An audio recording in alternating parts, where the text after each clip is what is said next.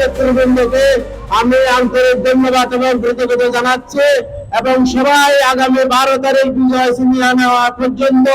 সবাইকে নির্বাচনে বিজয় লাভ করার কাজে এবং আগামী